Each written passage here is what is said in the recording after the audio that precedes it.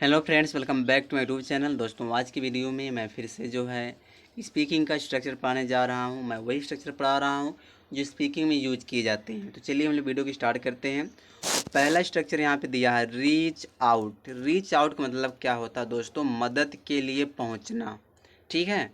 सबसे पहले आप लगाइए सब्जेक्ट, जैसा टेंस वैसा हेल्पिंग वर्ब, फिर लगाइए रीच आउट, उसके बाद टू लगाना पड़ेगा, रीच आउट टू, फिर कोई आप ऑब्जेक्ट लगाइए। ठीक है। यहाँ देखो क्या कह रहा है कि reach is a verb. Reach एक वर्ब है। You can change it as per tense, यानी कि आप इसको चेंज कर सकते हो टेंस के अनुसार। एज पर माने के अनुसार, तो टेंस के अनुसार आप इसको चेंज कर सकते हो। ठीक है।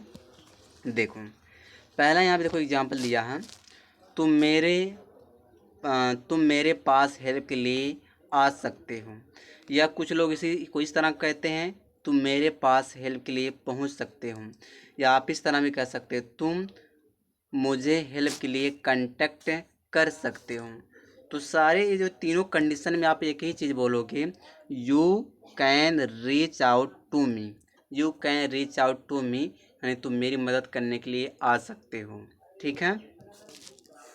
आगे यहाँ दिया है कि मैं उसके पास हेल्प के लिए जाना चाहता हूँ। मैं उसके पास हेल्प के लिए जाना चाहता हूँ। मैं जाना चाहता हूँ तो हो जाएगा I want to reach out to her. Reach out to her. ठीक है। तीसरा जो एग्जाम्पल दोस्तों, वह अब तुम्हें मैनेजर के पास जाना चाहिए। ठीक है, मदद के लिए बात कर रहा, आप तुम्हें मैनेजर के पास जाना चाहिए। नाउ मनी, अब you should reach out to your manager. ठीक है। अब तुम्हें लोगों के पास पहुंचना चाहिए। क्या हो जाएगा? नाउ मनी, अब you should reach to people. ठीक है। आगे देखो अगला जो हमारा स्ट्रक्चर दोस्तों, वह देखो है, थोड़ा इसको और छोटा कर दें। हाँ, इट्स मैजिक ऑफ, मतलब तक का कमाल है, का जादू है। कैसे बोलोगे? जैसे आपको बोलना है यह मेरी सोच का कमाल है, तो यह मेरी सोच का कमाल, तो पहले लिखे कमाल है, तो इट्स अ मैजिक, आप लगाई इट्स अ मैजिक ऑफ, मेरी सोच का, तो माई थॉट्स हो जाएगा। ठीक है। आगे देखो, जैसे फिर बोलना है या उसकी स्माइल का कमाल है, it's a magic of her smile, उसकी स्माइल का तो हर स्माइल हो जाएगा। ठीक है। देखो, तुम्हारे मेहनत का कमाल है कि तुम इंग्लिश बोलना शुरू कर दिए हो, तो क्या हो जाएगा? It's a magic of yours that you have started speaking English, तुम अंग्रेजी बोलना शुरू कर दिए हो। ठीक है।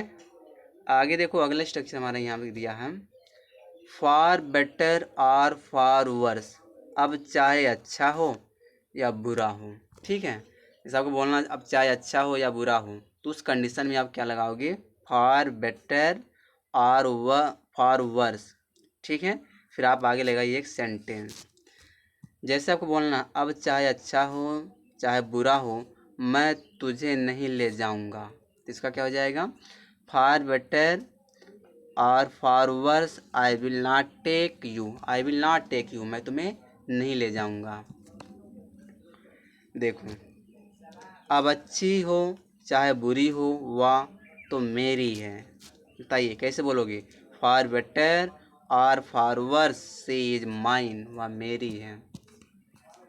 ठीक है। आगे देखो, चाहे अच्छा हो या फिर बुरा हो, मेरी कुछ नहीं लगती, वो मेरी कुछ नहीं लगती।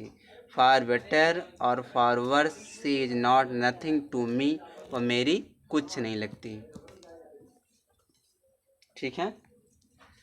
आगे देखो अगला जो हमारा स्ट्रक्चर है, वह दोस्तों आउट ऑफ हैंड। इसका मतलब कंट्रोल से बाहर। सबसे पहले आप लगाइए सब्जेक्ट, फिर हेल्पिंग वर्ब लगाइए, फिर आप लगाइए लास्ट में आउट ऑफ हैंड। जैसे बोलना है मेरे बच्चे अब कंट्रोल से बाहर हैं, तो क्या हो जाएगा? My kids are out of hand. ठीक है। दूसरा देखो, मेरे विचार कंट्रोल से बाहर हैं, my thoughts are out of hand. फिर देखो यहाँ पे क्या दिया है, हम लोगों की बहस अब कंट्रोल से बाहर है, our argument is out of hand now. ठीक दोस्तों, और देखो यह लड़का अब हाथ से निकल गया, मतलब भाई कंट्रोल से बाहर है। तो this boy got out of hand, यह लड़का जो है कंट्रोल से बाहर यानी हाथ से निकल गया है। बस दोस्तों इस वीडियो में ही तक है।